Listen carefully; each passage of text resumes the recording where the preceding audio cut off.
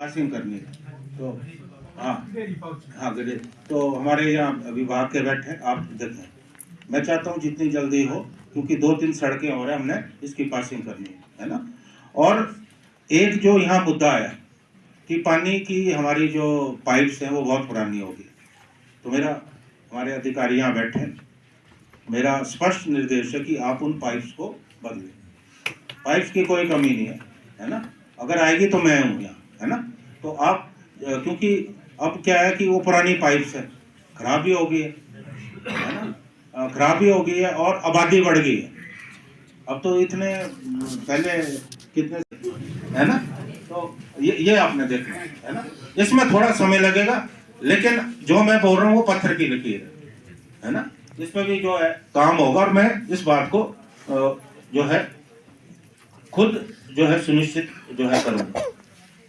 और मैं तो आप लोगों का आभार व्यक्त करना चाहता हूँ। सर नेपी के तहत हमारे पे एक प्लीज अभी जब मैं बोल रहा हूँ उसके बाद है ना, थोड़ा सीक्वेंस टूट जाता है।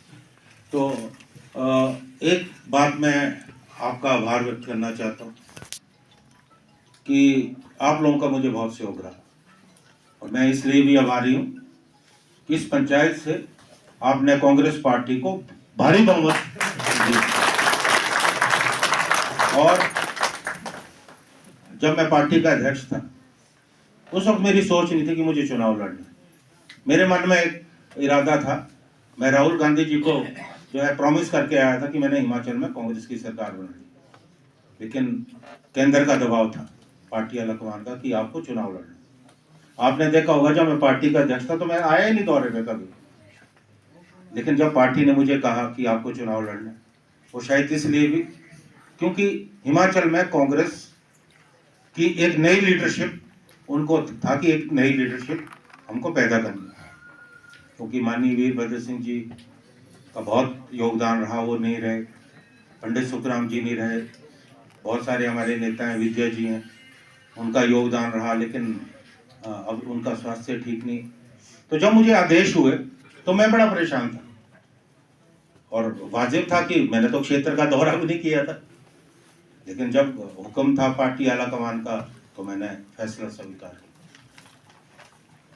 और ठीक तो बहुत है, 67 पंचायतें, और मैं तो आधी से ज्यादा पंचायतों में भी नहीं गया था, शायद यहाँ भी बहुत कम आया था, एक बार आया था जब मैं पार्टी का अध्यक्ष था, उस वक्त आया था, लेकिन बहुत बड़ा फैसला था।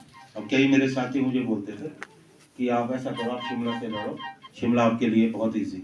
मैंने कहा नहीं, लड़ूंगा तो अपने क्षेत्र से लड़ूंगा, सेवा करनी तो अपने क्षेत्र के लोगों की करूंगा। और मुझे इस बात की खुशी है कि मैंने कई पंचायतें पहली बार देखी, उसके बावजूद भी ठेऊ की जनता ने मुझे आज तक का जो सबसे बड़ा मार्जिन है उसे जिता के विधानसभा में। मेरी जिम्मेवारी बनती है, मेरी जिम्मेवारी आप लोगों के लिए बनती है।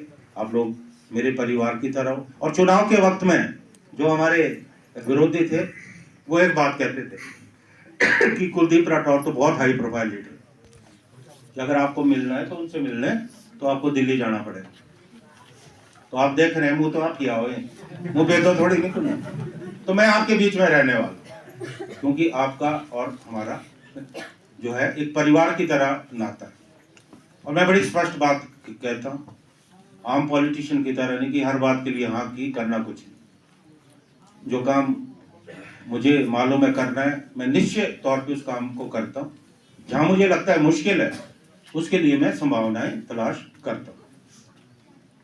एक बात और भी महत्वपूर्ण है कि मेरे साथ आपको जो है मेरे सहयोगी नजर आए, क्योंकि हर नेता न 4-5 जो है लोगों का कॉकस होता है।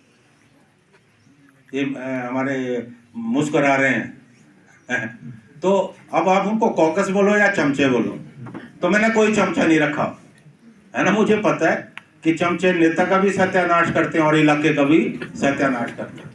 तो मैं बोलता हूँ आप सीधे मुझसे मिलो, मेरे साथियों के थ्रू मिलना है मिल सकते हो, आप सीधा मेरे पास आइए, क्योंकि मैं नहीं चाहता कि बीच में आपके और हमारे बीच में सीधा संवाद हमारा अपने लोगों से होना चाहिए। और हमारे प्रधान जी ने बहुत सारी मुझे रेजोल्यूशन दिए, तो अभी मैं घोषणा तो नहीं करूंगा कि इस पे क्या करना है, लेकिन निश्चित तौर पे जो भी आपने कहा है उस पे कार्रवाई होगी। और आपकी पंचायत, जैसा प्रधान जी ने कहा, हाँ, जैसा प्रधान जी ने कहा कि हमारी पंचायत का ख्याल नहीं रखा गया, तो अब आप भूल जाओ, आपकी पंचायत का सबसे ज्यादा ख्याल रखेंगे।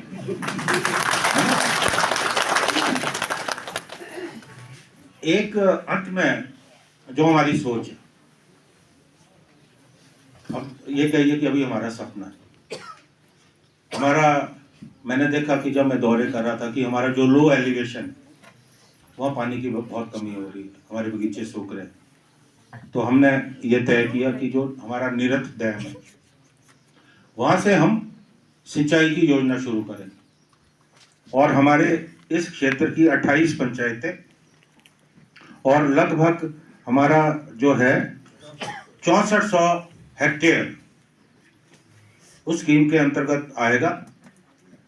और जब वो सिंचाई की सुविधा होगी तो आप लो एलिवेशन में सेब भी लगा सकते हो, स्टोन फ्रूट, सब्जियां, फ्लोरिकल्चर, ताकि हमारे जो युवा हैं, क्योंकि मैंने देखा कि हमारे क्षेत्र के जो युवा हैं वो धीरे धीरे नौकरियों की तलाश में पलायन कर रहे हैं, बाहर जा रहे हैं, तो वो भी हमें रोकना है। हालांकि ये काम इतना आसान नहीं, अभी तो योजना बनी है, इसके लिए बहुत ज़्यादा धन की आवश्यकता है, केंद्र सरकार से भी मदद की ज़रूरत है। लेकिन कहते हैं कि अगर आगाज अच्छा होता है तो अंजाम भी अच्छा होता है, तो इसके लिए भी हम मिलकर प्रयास करेंगे। और आप लोगों का जो सहयोग है वो हमेशा मेरे साथ रहे, क्योंकि जब मुझे लगेगा कि मेरे क्षेत्र के लोग मेरे साथ हैं, तो चाहे विधानसभा हो चाहे कोई भी फॉर्म हो, मेरी आवाज में आप देखेंगे ताकत हो। और क्षेत्र में अगर नेतृत्व मजबूत हो और नेतृत्व को क्षेत्र की जनता का पूरा सहयोग मिले, उस क्षेत्र को आगे बढ़ने से कोई नहीं रोक सकता। ये मैं स्पष्ट तौर पर कहना चाहता हूं, क्योंकि मेरा राजनीति तो मेरे लिए कोई पेशा नहीं, मैं कोई कमाने नहीं आया राजनीति, मैंने भगवान की दया से बहुत ऊंचाइयों पे पहुंचा हूं, इससे ज्यादा मुझे क्या मिल सकता है राष्ट्रीय स्तर पे पहुंच। अब यहाँ का काम करने का मौका मिला, यहाँ भी आगे बढ़ने के बहुत मौके, तो मेरा जो समर्पण है वो हमारी क्षेत्र की जनता के साथ रहेगा। आप के लिए, अपने क्षेत्र को आगे बढ़ाने के लिए दिन रात मेरा प्रयास रहेगा। इसी आशा के साथ आपका सहयोग भविष्य में भी इसी तरह मिलता रहेगा। आपने बहुत शिद्दत से मेरे और मेरे साथियों का स्वागत किया, दिल की गहराइयों से आप लोगों का धन्यवाद। जय हिंद, जय भारत।